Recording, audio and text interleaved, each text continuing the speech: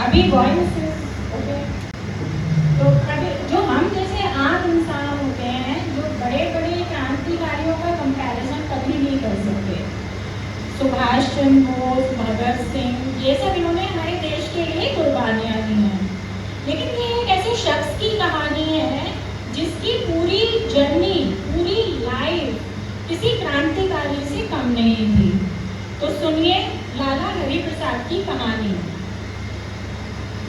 लाला हरिप्रसाद का जन्म 1907 में सियालकोट पंजाब में हुआ। वहाँ उनकी तकरीबन 4 पुश्तें, 5 पुश्तें, ये तो उन्हें पता था, उससे पहले भी वो वहाँ पे आई थिंक रह ही रहे होंगे। बड़े बड़े खेत खलिहान, अपना बिजनेस, सब कुछ था उनका वहाँ। तो जब 1907 में उनका जन्म हुआ तो उनके घर में उस वक्त टमटम हुआ करती थी, 4-5 टमटम, एक विदेशी गाड़ी, और ये सारी चीज़ें उनके घर में थी। एंड ये इंजॉय बहुत इसके लिए।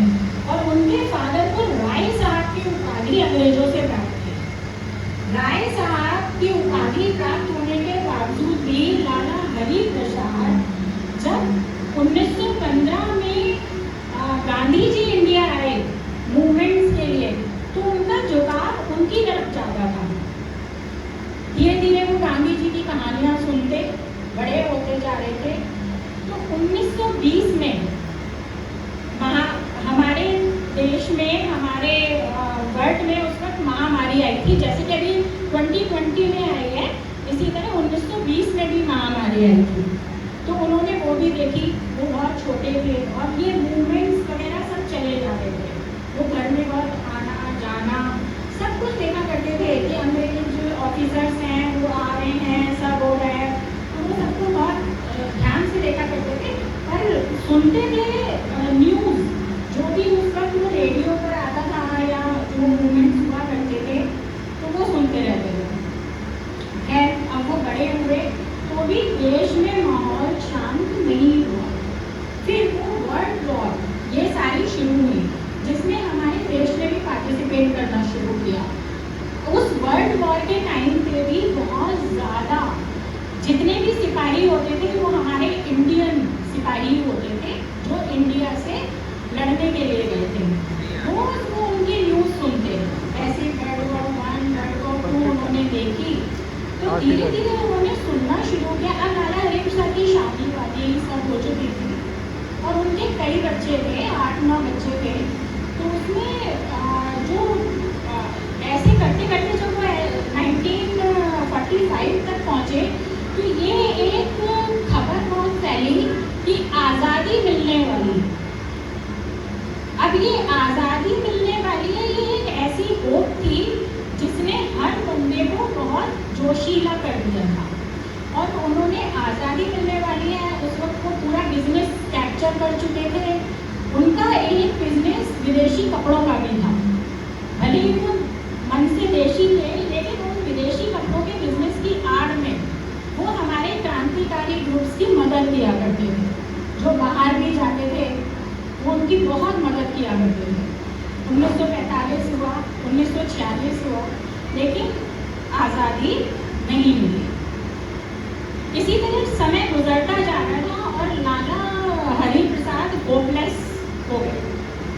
फिर 1947 आया और उनकी बेटी की शादी मेरठ में तय हो गई। यही हमारा उत्तर प्रदेश वाला मेरठ, जहाँ उनके बहुत सारे रिश्तेदार रहा करते थे, जो कि ज्वेलरी का काम किया करते थे। वहाँ पे मेरठ की ज्वेलरी बहुत फेमस थी उस टाइम पर, जो हैंडमेड हुआ करती थी। तो वहाँ उनकी शादी तय हो गई 1947 में।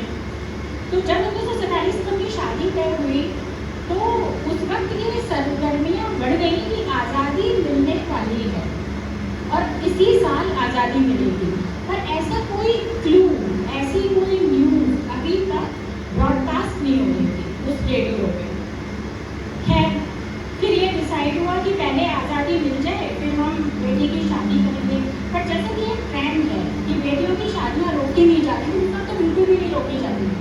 तो उन्होंने वो शादी तय कर दी। तो हम लॉर्ड माउंटबेटन का, और जो कि उन्होंने रात में मीटिंग किया करते थे, वो एक हमारी किताब भी है फ्रीडम एट मिडनाइट, फ्रीडम की मीटिंग होती थी वो रात में ही होती थी। तो उन्होंने एक डेट निकाली इंटरनली जो कि किसी तरह लीक हो गई, दैट वाज 3 जून 1947। तो 3 जून 1947 को आज़ादी मिलेगी ऐसा करके उन्होंने वो शादी पोस्टपोन कर दी। खैर लेकिन ऐसा नहीं हुआ, कुछ इंटरनल डिस्प्यूट्स की वजह से 3 जून 1947 को हमें आज़ादी नहीं मिली। उसके बाद जो भी हमारे लीडर्स के बीच में मीटिंग होती थी वो आज भी हमें ऐसा कुछ खास पता रहता नहीं है। तो लाला हरि प्रसाद को कैसे पता होता? तो लाला हरि प्रसाद की शादी चूंकि उनकी बेटी की तय हो चुकी थी, तो आ गया अगस्त, और अगस्त में जाता है सिंदारा तीज का। आपको जानकर ये बड़ा आश्चर्य होगा कि जो हमारा 2023 का फेस्टिवल्स का कैलेंडर है डेट का, वही कैलेंडर 1947 का भी था एग्जैक्टली, मतलब यू कैन गूगल इट। तो उस साल भी 1947 में भी 19 तारीख की ही तीज थी और 31 तारीख की राखी और 12 नवंबर की दिवाली। द सेम 2023 में भी आप देखेंगे तो यही डेट्स है फेस्टिवल के। तो उनकी वाइफ और सारे लोग तीज की तैयारी करने के लिए मेरठ चले गए, लेकिन लाला हरि प्रसाद नहीं गए क्योंकि 19 तारीख मंगलवार की थी उस बार, और उन्हें सोमवार को जाना था, संडे या मंडे को उन्हें जाना था। तो उनकी वाइफ, उनके बच्चे और परिवार के लोग और कुछ परिवार के लोग उनके पीछे रह गए, जो कि सियालकोट में रहे। अब किसी को कुछ पता नहीं था, आज़ादी मिलने वाली है करके जो आज़ादी का हफ्ता था उसमें से बहुत सारे लोग मूव होने लगे। तो सबने बोला कि क्या ये हलचल किस तरीके की है? तो लाला हरि प्रसाद कॉन्फिडेंट है। ये कहानी लाला हरि प्रसाद की है और लाला हरि प्रसाद कॉन्फिडेंट है कि मेरी 5-6 पुश्तें यहाँ रहती हैं, मुझे कोई नहीं हिला सकता, मैं यहीं रहूँगा। और जिस एरिया में मैं रह रहा हूँ वो ज़रूरी थोड़ी है कि कुछ उसके साथ हो, और जैसा मैं सुन रहा हूँ बंटवारे की बातें, हो सकता है वो गलत हो। तो वो वहाँ नहीं गए।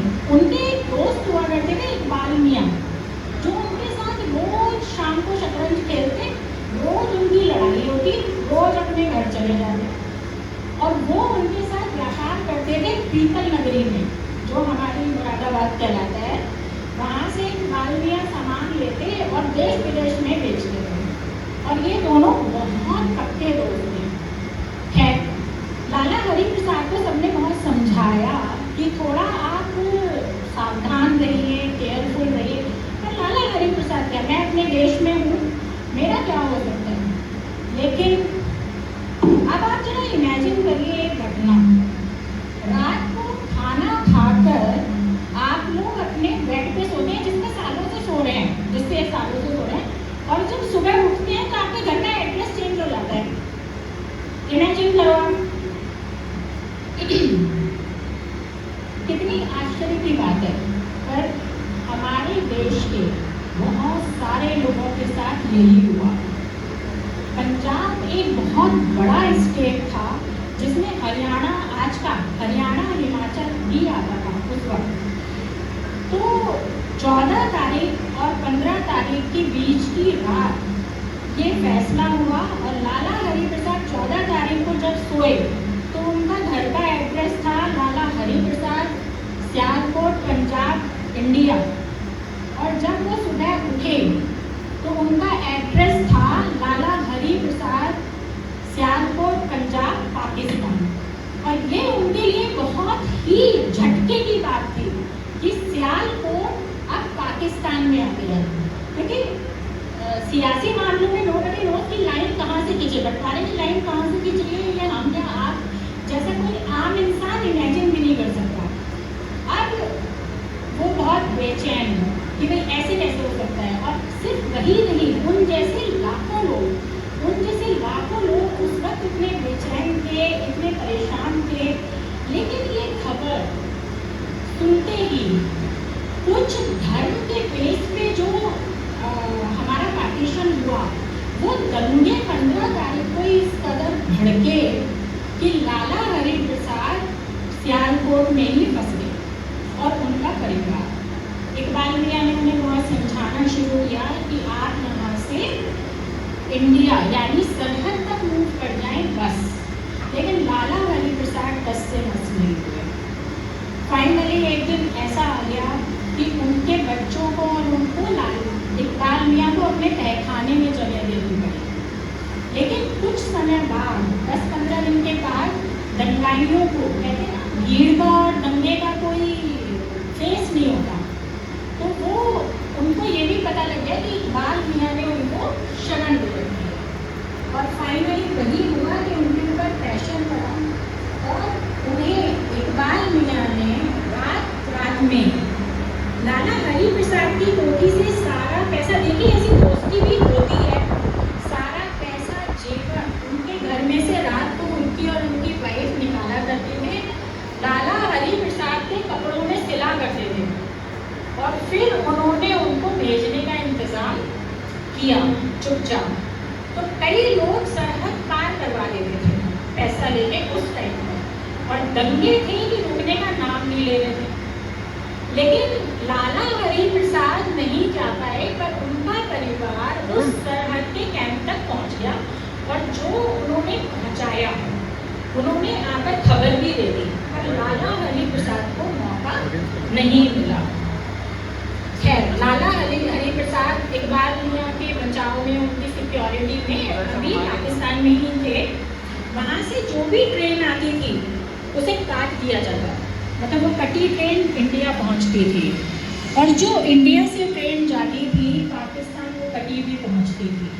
धीरे धीरे सिचुएशन थोड़ी शांत हुई, तो इन्होंने सोचा कि क्यों ना हम ट्रेन बंद होने से पहले, क्योंकि एक और सिचुएशन क्रिएट हो जाती है कि न्याय व्यवस्था, पुलिस, फौज, किसी को कुछ समझ ही नहीं आ रहा था कि हम हैं किसके।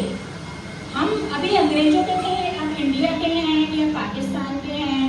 पुलिस वो खुद अपने परिवार को बचाने में लगी हुई थी, कानून व्यवस्था जीरो थी, क्योंकि हमारा कोई संविधान नहीं था उस वक्त। और संविधान में भी हमारे जो वॉइस राय थे वो लॉर्ड माउंटबेटन ने अभी अपनी कुर्सी नहीं छोड़ी थी, पर दंगे इतने ज़्यादा बढ़ चुके थे। लेकिन लाला हरिप्रसाद को ये तसल्ली थी कि कोई नहीं, मेरा परिवार उस तरफ पहुँच गया, कोई नहीं, इतना उनके लिए काफ़ी था। एक बार पता लगा कि ये एक स्पेशल ट्रेन इंडिया जा रही है, सरहद पार जा रही है, क्योंकि सारी ट्रेन की सर्विसेज बंद कर दी गई थी। अब इंडिया और पाकिस्तान सिर्फ एक स्पेशल ट्रेन जाती थी। जब उस स्पेशल ट्रेन में लाला हरिप्रसाद बैठे तो वो पूरी ट्रेन खचाखच भरी हुई थी। वो ट्रेन थोड़ा सा आगे बढ़ेगी होगी कि वही हुआ जो हमेशा होता है, वही ट्रेन में मारकाट, वही हादसे, और लाला हरिप्रसाद 6 डेड बॉडी के नीचे दब गए, जिसको कि मरा हुआ समझ के दंगाई उन्हें वहीं छोड़ गए। खून से लटपट लाला हरिप्रसाद बेहोश हो गए और वो ट्रेन फाइनली इंडिया पहुंच गई। जब उनको होश आया तो वो इंडिया के एक कैंप में थे जहाँ पर उनको होश आया, और वहाँ पर इंडियन गवर्नमेंट ने ये सब इंतज़ाम किए हुए थे कि एक कैंप के अंदर उनका ट्रीटमेंट चल रहा था। तो सबसे पहले देखिए, होश में आने के बाद भी उन्होंने क्या किया, अपने कपड़े चेक किए सबसे पहले, और उनके ऊपर जो ज्वेलरी और पैसों की जो उन्होंने छुपा रखे थे वो नहीं थी। ही शॉक्ड, क्योंकि उनके लिए बहुत बड़ा सदमा था उनकी कि पूरी प्रॉपर्टी, पूरा सब कुछ उनका सियालकोट में रह चुका था। अब उनके पास कुछ नहीं था, लेकिन यदि कुछ था तो सिर्फ वो पैसे और वो ज्वेलरी। खैर, उन्होंने वहाँ पूछा किसी से, तो किसी ने कुछ नहीं बताया, बट वहाँ पर भी कुछ लोग कहते हैं ना कि मसीहा की तरह आते हैं, और लाला हरिप्रसाद का भाग्य भी शायद अच्छा था कि उन्हें अपनी वो जैकेट वापस मिल गई। अब उन्होंने इसे भगवान की कृपा बताया कि ये तो पॉसिबल ही नहीं है कि इतने बड़े दंगों में किसी की जैकेट या इस तरह जेवर वगैरह, मतलब वो पॉसिबल ही नहीं था किसी भी हालत में। खैर लाला हरिप्रसाद भारत पहुंच चुके थे, बट उनका मेरठ जब वो पाकिस्तान से निकले और मेरठ पहुंचे तो 3 महीने बाद वो अपने घर पहुंचे और उन्होंने ये सब बताया कि मेरे साथ क्या हुआ। एक्चुअली ये जो कहानी है, जो अभी आगे भी है, वो इस बात को दर्शाती है कि ये आज़ादी हमें लड्डू पेड़े खाते नहीं मिली है, या सिर्फ क्रांतिकारी नहीं थे कि उनकी जिम्मेदारी थी कि हमें आज़ादी दिलवाएं। ये जिम्मेदारी एक साधारण इंसान की भी है कि एक साधारण इंसान ने आज़ादी में कितना बड़ा रोल प्ले किया। उसके बाद ये कहानी जब चली आगे तो उन्होंने सोच वहाँ गए, उसके बाद वो बिजी हो गए कि चलो, लेकिन वहाँ पे भी दंगों ने पीछा नहीं छोड़ा, दंगे चलते रहे। फिर उन्होंने ना इसी दंगों में शादी बेटी की, थोड़ा सा शांति होती थी कि कर दें, बातचीत हुई, बट 1948 में फिर गांधी जी का असैसिनेशन और उनकी फिर से वो शादी टल गई। अब इन्होंने बिजनेस की भी शुरुआत की, पर आप जैसे देखा है आपने कि कोरोना टाइम में भी बिजनेसेस को रिवाइव करने में कितना टाइम लगा था। तो इसी तरह तब था कि वहाँ पे उनकी जान पहचान की, इकबाल मियाँ ने भी अपने कॉन्टैक्ट्स उन्हें दे रखे थे, पर उसका कोई फ़ायदा नहीं हो रहा था। बिकॉज आप सामान खरीद सकते हो, बेचोगे काम, बाहर भी होना चाहिए। तो खैर, लेकिन लाला हरिप्रसाद दिमाग के बड़े तेज थे, वो कुछ करते रहे। और फाइनली जब उनकी बेटी की शादी हुई तो उस वक्त हमारे देश की स्थिति क्या थी? राशन सिर्फ 20 किलो आटा मिला करता, एक शादी के लिए सिर्फ 20 किलो आटा, और 25 लोग आप इनवाइट कर सकते थे, इससे ज़्यादा आप शादी में इनवाइट नहीं कर सकते थे।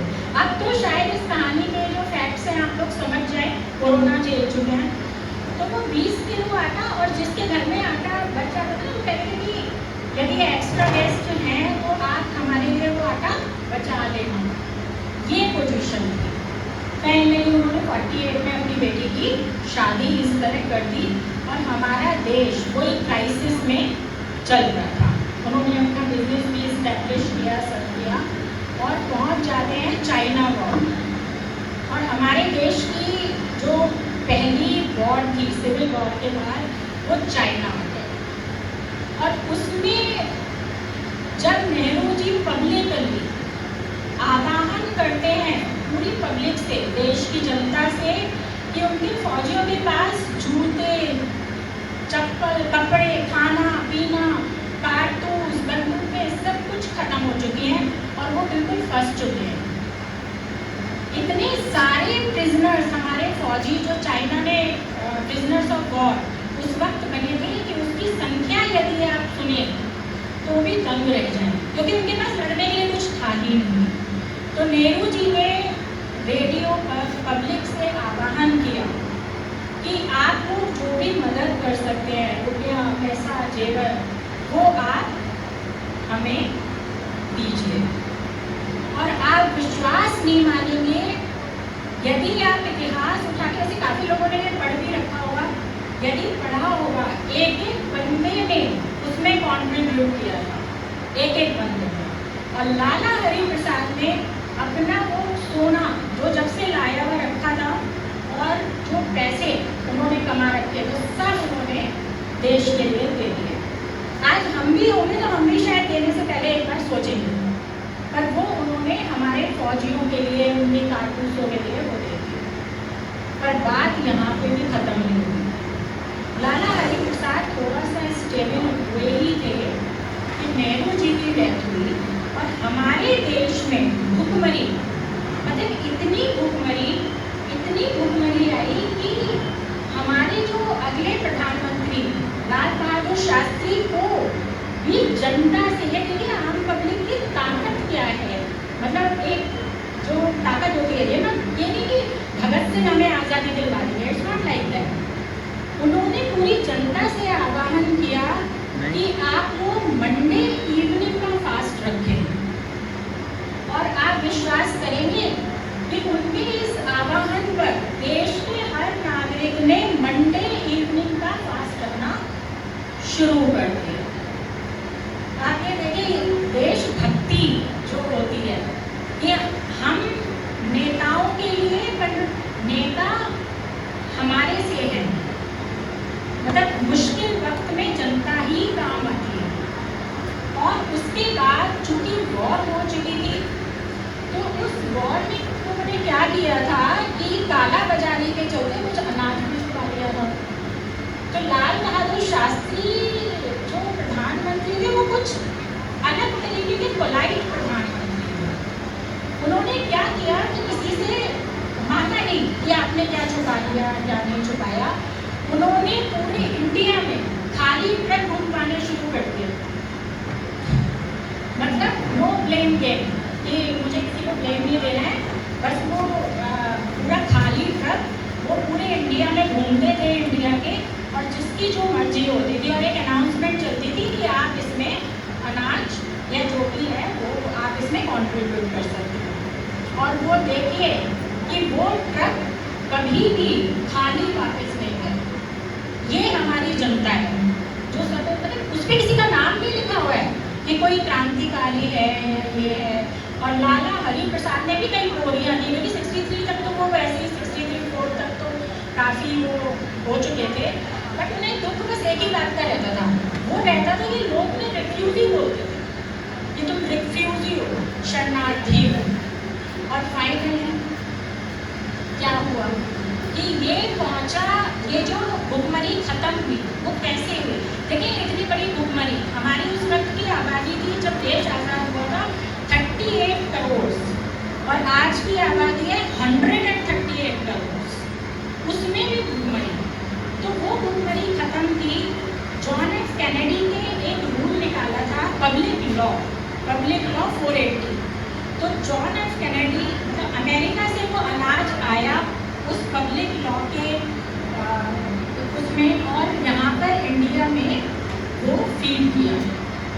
तो इस तरह ये लाल बहादुर शास्त्री के टाइम का एक वो है जिसमें लाला हरि प्रसाद ने पूरी अपनी भूमिका निभाई। इस वो सिर्फ लाला हरि प्रसाद ही नहीं है, लाला हरि प्रसाद जैसे जाने कितने लोग थे कि इधर सरकार ने आह्वान किया और उधर उन्होंने हेल्प की, जबकि उनके पास भी कुछ नहीं था। तो वो रोया करते थे कि मैं कहाँ आ गया, क्यों आ गया, मेरे दोस्त छूट गए, मेरा घर छूट गया, मेरा परिवार छूट गया, मेरी वो टम गाड़ियाँ और वो सब याद किया करते थे। और उन्हीं के सामने हुई 71 वॉर, और उस 71 वॉर के बाद यहाँ सब में खुशियाँ मनाई जा रही थी, पर लाला हरि प्रसाद को ये समझ में नहीं आ रहा था कि मैं रोऊं या हंसूं। तो ये हमारे देश की जनता है कि बंटवारे में या 15 अगस्त, जो हमेशा बोलते हैं कि 15 अगस्त 1947 को जश्न हुआ था, खून की नदियाँ जो बही थी उसको हमें सस्टेन रखना है। और वो सस्टेन सिर्फ कौन रख सकते हैं, ये छोटे बच्चे। और अब मैं राकेश जी को अपनी कहानी खत्म करते हुए बुलाना चाहती हूँ स्टेज पे। और वो छोटे बच्चे इस देश के लिए, जैसे आपने सुना होगा ना, हम बिल लिखते हैं और कहते हैं कि ये प्रॉपर्टी बेटे है, इसी तरह अब हम लोगों का फर्ज है कि आज तक देश हमने संभाला या लाला हरि प्रसाद जैसे लोगों ने संभाला, अब बच्चों को संभालना है। तो इसको मैंने वर्ड्स में लिखा है और वो वर्ड्स आपको सुनाएंगे मिस्टर तरुण सक्सेना। तो तरुण सक्सेना कि वो बच्चों को कैसे आज़ादी को सस्टेन करना है। आइए राकेश जी, तरुण सक्सेना जी को बाइज्जत स्टेज पे बुलाइए। तो कैसी लगी आपको कहानी?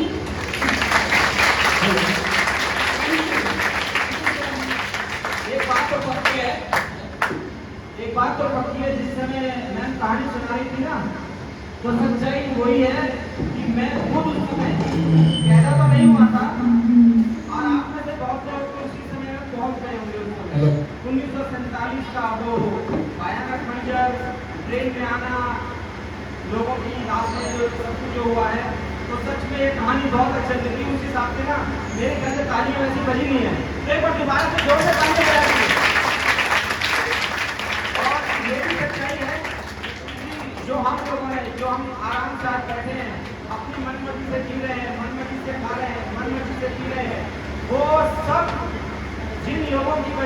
को मिला है वो सच में आंखों में आंसू आते हैं उन लोगों की भयानक बातों को सुनकर कि उन लोगों ने कितनी मेहनत करी थी। उस समय जो आज की माँ है वो हमारी माँ भी हो सकती है, नहीं बेटा तुमको लड़ने नहीं जाना है। आज की माँ हमसे भी बोलती है नहीं बेटा तुमको लड़ने नहीं जाना है, बाहर पड़ोसी लग रहा होगा। लेकिन वो माँ जिन लोगों ने हंसते हंसते बोला था कि आप फांसी पर चढ़ जाओ, और भगत सिंह ने बोला था माँ मैं फांसी पर चढ़ रहा हूँ लेकिन मुझे देख के रोना मत। अगर आज आप मुझे देखकर रोने लगोगी तो सारी माएँ कोई भी अपने बच्चे को वहां नहीं भेजेगी ना लड़ने के लिए, तो रोना मत। तो मैं सच में उन सब लोगों का शुक्रिया अदा करता हूँ जिन लोगों ने हम लोगों को आज़ादी दिलाई है। और अब ये जो हमारी यंग जनरेशन है इनका पूरा फर्ज है कि इसको इसी तरीके से आगे लेके जाए और हमारे देश को बहुत खुशहाल बनाए। तो अब मैं बुलाना चाहूँगा तरुण जी को, जोर से ताली बजा दीजिए सर।